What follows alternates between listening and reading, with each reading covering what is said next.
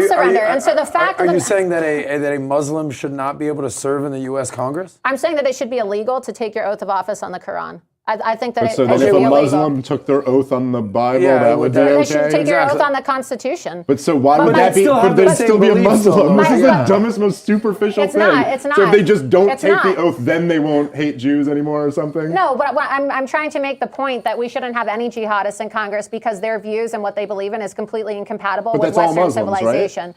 Well, if it's that's what you just said. Yeah, look. And so why would you run away from Adam's point? Should Muslims be allowed to serve? No, you just don't want to say it. I'm not going to say that we should ban all Muslims from serving in Congress, but you just said all Muslims hate Jews. If you were a devout Muslim.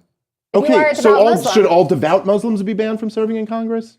Well, if I could have my way, I would probably say yes. Okay. 11 minutes into the segment you're about to watch, Laura Loomer is asked a direct question about banning an entire category of religious believers from the United States Congress. And she says this: I'm not even going to dodge the question. I would just say yes. Hold on to that sentence. Because 20 minutes earlier, on the same stage, in the same debate, she had been asked a different question 6 times, and she would not answer it once. This is the inaugural ZeroHedge debate, November 15th, 2023. Laura Loomer against libertarian comedian Dave Smith, moderated by Adam Sosnick. 5 weeks into the war. The reported death toll in Gaza had just crossed 10,000. And what's on this tape isn't a gotcha. It's a pattern. Watch what she does when the honest answer would make her look monstrous. And then watch what she does when she thinks the honest answer makes her look principled. Those are 2 completely different Laura Loomers, and they're about 20 minutes apart. If you want political media that shows you the receipt instead of telling you about it, subscribe to The Honest Perspective. I'm Neil. This is The Honest Perspective. When the answer is ugly, she gives you a target instead of a number. Let's get into it. Got it. So basically, and some innocent blood in there too. Israel's winning basically 10-1. So for the 1,200 lives that were foolishly slaughtered at the hands of Hamas, at least 10,000, according to Hamas's numbers, according to UN numbers, we shall see 10,000 Palestinians have died, and in Gaza. According to who? This is according to UN numbers. Okay. But the UN, they're getting their numbers from Hamas, no doubt. Okay. But where do you draw the line? At what point do you stop killing innocent civilians? And 50% of the people that live in Gaza are under 18, meaning they're children, okay? At what point, how many lives have to be killed in order to get Hamas out of there? Is there any number in mind? I don't know, maybe we should contact Elon Musk because Elon Musk has allowed for Ismail Haniyeh, the leader of Hamas, to have an X account. And so I think that what we should do is we should try to... You too. We should but I'm not a terrorist, right? Well... the DOJ thinks I am, right? Because I support President Trump, but... well, I mean, you're supporting the killing of babies, so I don't know. Why don't we call... But she's not actually killing them. No. You're just how many innocent lives need to be killed? Yes, go ahead. Why don't we call Elon Musk and ask him to contact Ismail Haniyeh, who he is allowing to have a platform on X, okay? And we can Skype or Zoom Ismail Haniyeh in from Qatar, where he's being protected right now, and we can say, hey, how many more innocent people need to die? When are you going to move your headquarters from underneath this hospital where babies are in incubators? That's not a question for me. That's a question for Hamas. You dodged the question again. I'm not dodging the question. That's not. Okay, and so I is really the standard, I don't trust those numbers. I want to finish this statement. Is the standard that people who kill innocent human beings shouldn't be allowed on Twitter? Is that the standard? Like, just give me the objective standard. That's not what I'm saying. Why should I have to answer the question about when enough is enough? When Hamas is obliterated, that is when enough will be enough. Okay, so let's say... Watch the shape of that. Dave Smith asks where the line is. He gives her the context she needs to answer it. Half of Gaza's population is under 18. He asks if there's any number in mind, and she goes to Elon Musk. Not to a number, not to a principle, not even to, that's above my pay grade. She goes to the fact that Ismail Haniyeh has an X account and suggests they zoom him in from Qatar and ask him the question instead. I want to be precise about what's wrong with that, because it isn't that the deflection is stupid. It's that the deflection concedes the point. If the honest answer were no, there is no acceptable number of dead children, and Israel is not approaching one. You say that. It takes 4 seconds. It makes you look good. You only reach for Elon Musk's content moderation policy when the true answer is one you can't say on camera.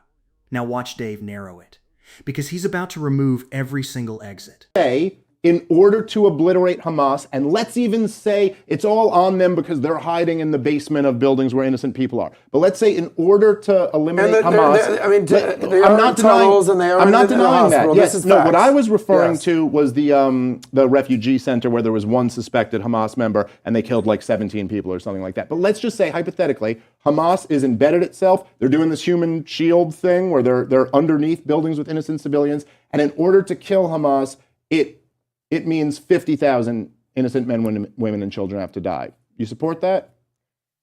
I don't support innocent people being killed. Innocent but people die in war. If it's what's necessary to take out Hamas, is that what needs to happen? I'm not answering how many people. I know need you to won't die answer it. Because it's a hypothetical. Because it will reveal the point. No, it's not going to reveal the point. That's why you won't answer it. Because I'm not going to decide how many lives need to be lost. That is a question for Hamas. But the question is, Israel That's a question for Hamas. No, okay, fine, it's not Israel. Fine. So let's just take, Israel is not trying to kill these people. You're asking me to decide how many people should be killed. Hamas is savages. It's all on them. Everything's their fault. But Israel is still conducting these operations. So if it takes 50,000 men and women and children who are not Hamas to die, is it worth it? Is that necessary to take them out? And watch, you just won't answer the question. It's not that I'm not answering the question. You're literally not answering the question. Israel has been very strategic, and they have been very deliberate in trying to identify Hamas targets to reduce civilian casualties. And now, because of this, Hamas has decided to put their headquarters underneath high civilian, populated areas. And so I'm going to, double down on what I said. If people have a problem with civilian deaths and they have a problem with innocent children dying and innocent women and innocent men dying, and we all should be appalled at the idea of innocent children dying. It's terrible. The images, whether they be Jewish babies, Muslim babies, okay, all babies' lives matter. I think that we can agree here. I'm very pro-life. I will say that.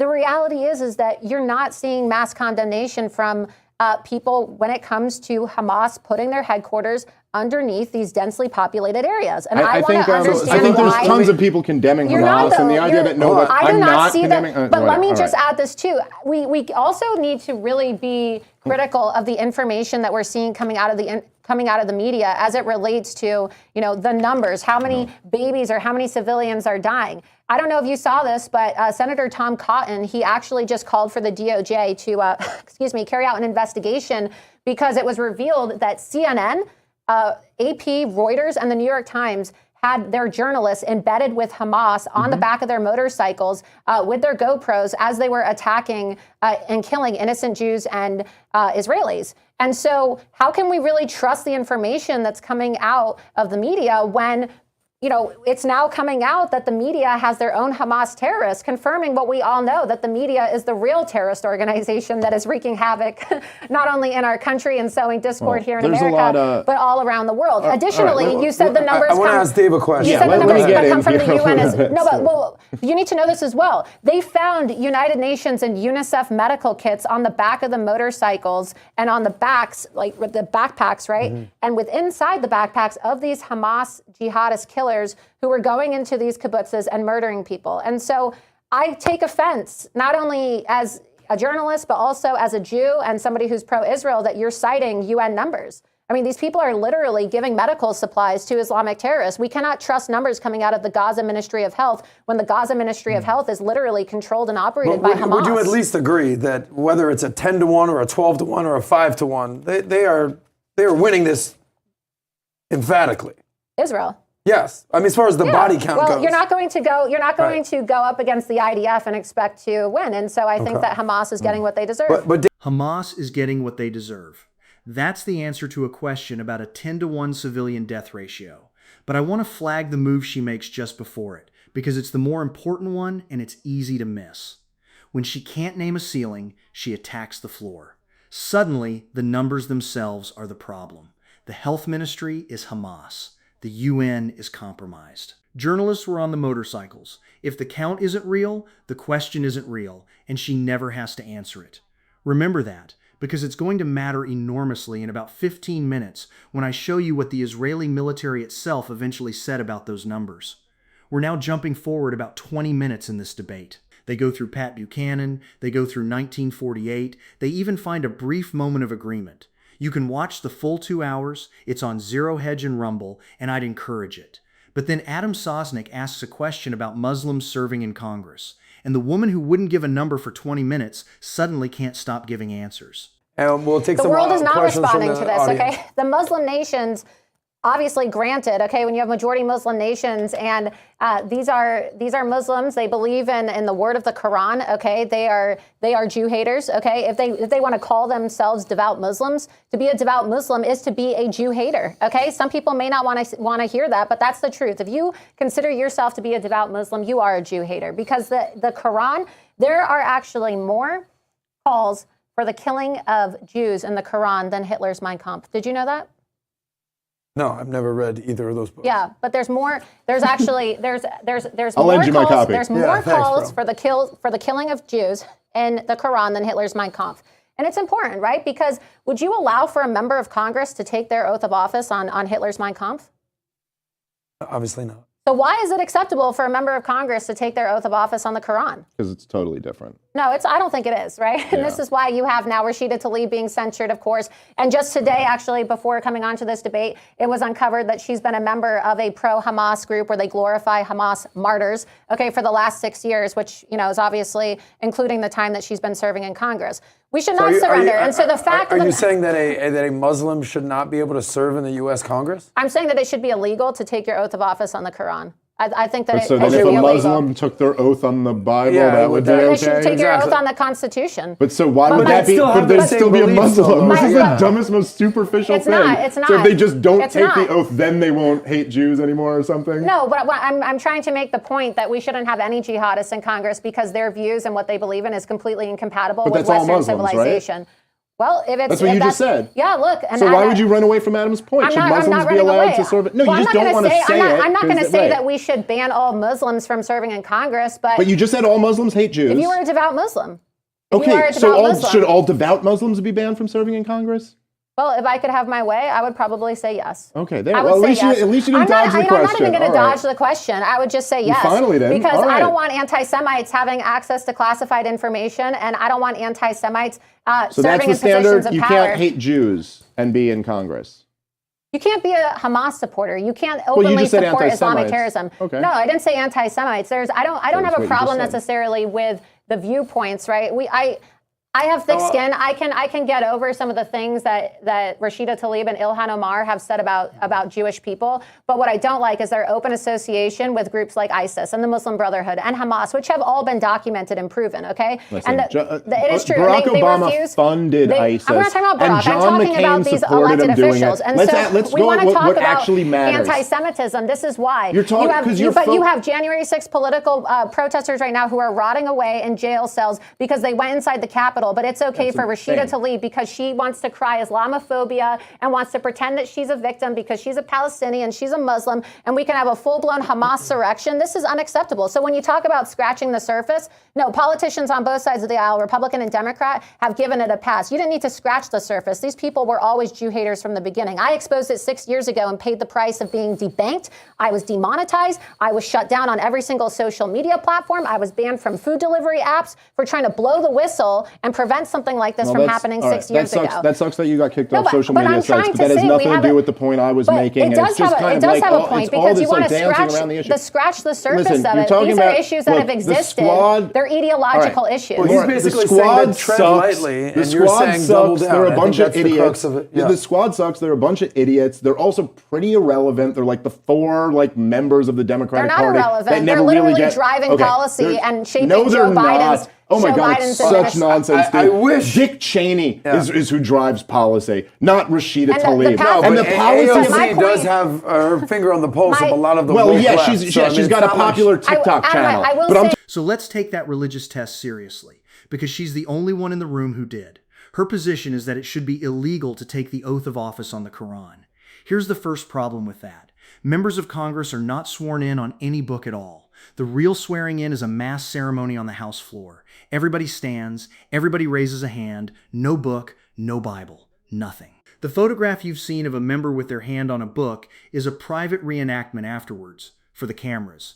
So the thing she wants to outlaw isn't the oath, it's a photo op. The second problem is Article 6 of the Constitution, Clause 3. It requires officials to be bound by oath to support the Constitution, and then it ends with this. No religious test shall ever be required as a qualification to any office or public trust under the United States. Not should rarely be. Ever. And there's a detail here so precise, it's almost hard to believe. Keith Ellison, the first Muslim elected to Congress, took his oath in 2007 on a Quran. Specifically, an English translation from 1734 that had belonged to Thomas Jefferson, retrieved from the Library of Congress. Jefferson owned a Quran. He sold it to Congress along with the rest of his library after the British burned the Capitol. In 2019, another member of Congress borrowed that same Jefferson Quran for her own swearing in, Rashida Tlaib. The exact person Loomer spends this segment attacking used Thomas Jefferson's book. So when she asks why it's acceptable to take the oath of office on the Quran, the answer is that one of the men who wrote the thing owned one. Now, this fight is not new. That's the part I found genuinely striking when I went looking. July 30th, 1788. Hillsborough, North Carolina. The state convention debating whether to ratify the Constitution. A delegate named Henry Abbott stands up and objects to the no religious test clause, and his objection is almost word for word the argument Loomer makes on this tape. Without a religious test, he warns, pagans, deists, and Mohammedans might obtain offices among us. Mohammedans meaning Muslims. He asks, sarcastically, who these people would even swear to. Jupiter? Pluto? He lost. The man who answered him was James Iredell, who would go on to sit on the first Supreme Court of the United States. And Iredell's reply was this: how is it possible to exclude any set of men without destroying the very principle of religious freedom that we ourselves are fighting for? Open that door even slightly, he said, and you've opened the door to persecution. Another delegate, Samuel Spencer, put it more bluntly. Religious tests have been the foundation of persecution in every country. And a delegate named William Lancaster looked 200 years down the road and said that one day papists may occupy that chair and Mohammedans may take it. And he said, I see nothing against it. So this argument is 238 years old. It was made, it was answered, and it lost. And the man who beat it was appointed to the Supreme Court. In 1961, the court closed the door again in Torcaso v. Watkins, striking down Maryland's requirement that office holders declare a belief in God. There is no version of American law in which Laura Loomer's position is available. Then there's the claim the whole thing rests on. She says there are more calls for the killing of Jews in the Quran than in Mein Kampf, and she asks, did you know that? I went looking for the count. There isn't one. No scholarly tally exists, and the scholarship that does exist points the other way. The Quran contains no universal command to kill Jews as a people. The verses usually cited are wartime passages. They're contested, and they sit alongside verses commanding justice and forbidding aggression. It is a polemical talking point, not a finding. And here's the honest part, which I'm going to say plainly, even though it doesn't help my side of this argument, nobody on that stage challenged her, because nobody on that stage had read either book. You'll hear it. The reply is, no, I've never read either of those books. Dave Smith wins most of the exchanges in this debate, and he could not touch the load-bearing claim because he had no idea whether it was true. That's how this works. The most extreme factual assertion in the segment went unchallenged for the most boring possible reason. While we're being accurate. One correction to Smith. In this stretch, he says Tlaib was censured by 100% of Republicans but only 20% of Democrats. The actual roll call from November 7th, 2023, 234 to 188. Republicans, 212 yes and 4 no. Democrats, 22 yes and 184 no. That's about 11% of Democrats, not 20. And a week earlier, an earlier censure attempt was killed when more than 20 Republicans joined Democrats to table it. So neither party was unanimous in either direction. We're not going to let a number slide just because the person saying it is arguing the side we agree with. Now, back to the numbers she wouldn't trust, because this is the part that I think actually settles the video. That night, the reported death toll was around 10,000, and her answer was that the count was Hamas propaganda. The health ministry is Hamas. The UN launders it. You can't believe any of it. In January of 2026, Israeli media reported that the Israeli military, in a briefing to Israeli journalists, put the figure at approximately 70,000 and assessed the Gaza Health Ministry's numbers as largely accurate.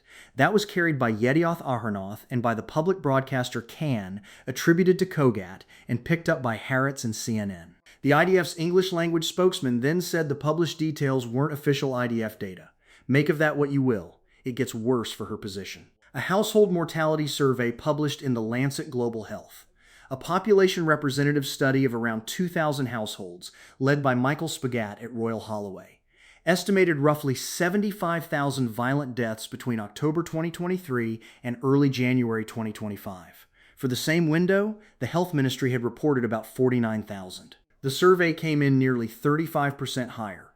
So the ministry she called a Hamas propaganda organ was not inflating the count. It was undercounting it, because the infrastructure required to register a death had been destroyed.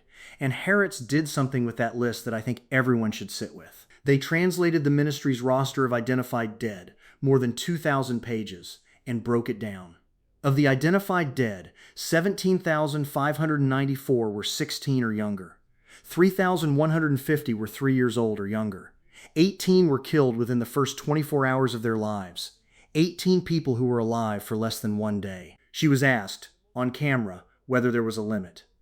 She said the question wasn't hers to answer. The figure that night was 10,000. It is now somewhere north of 72,000 by the ministry's count, and higher by independent estimate. There was no limit. That was the answer. She just didn't say it out loud. And one last thing, because I think it's the reason this 17-month-old clip matters at all rather than being a curiosity. In that debate, Laura Loomer says she would bar devout Muslims from Congress because, her words, she doesn't want anti-Semites having access to classified information. On April 2nd, 2025, Laura Loomer sat in the Oval Office across from the President of the United States and presented opposition research on the staff of the National Security Council, arguing they were disloyal. In the days that followed, at least 6 NSC officials were removed, including senior directors for intelligence, for international organizations, and for legislative affairs. That reporting comes from the New York Times, CNN, the Associated Press, and The Guardian. The president's account was that she makes recommendations and sometimes he listens. Weeks later, Politico reported she was pitching her new firm to the Presidential Personnel Office to do vetting work for the administration. So the woman who said she didn't want the wrong people having access to classified information ended up helping decide who kept access to classified information. And I want to be careful here, because this is not a left-wing characterization of her. Back in 2023, Congresswoman Marjorie Taylor Greene publicly called Loomer mentally unstable and a documented liar when there were reports Trump might hire her. Her own side said it first. 2 years later, she was in the Oval Office with a list of names.